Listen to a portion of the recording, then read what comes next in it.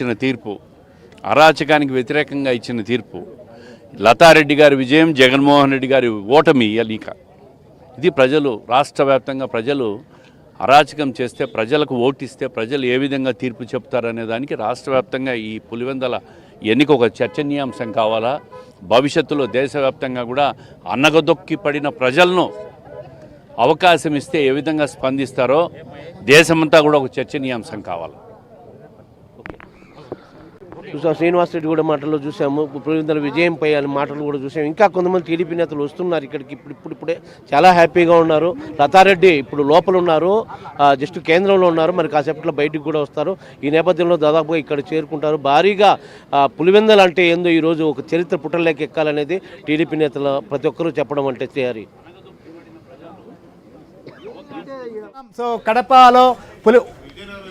కడప సంబంధించినటువంటి జరిగిన 2 స్థానాల ఉప ఎన్నికల్లో తెలుగుదేశం పార్టీ విజయం సాధించింది.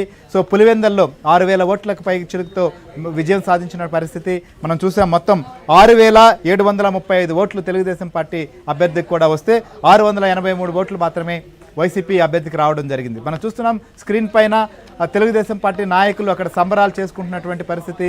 మొత్తం కౌంటింగ్ కేంద్రం దగ్గర నుంచి కూడా అభ్యర్థులు బయటకు వస్తున్నారు. ఇంకోవైపు సంబరాలు కూడా కొనసాగుతున్నాయి. అక్కడ ప్రత్యక్ష ప్రసారం చూద్దాం దాన్ని.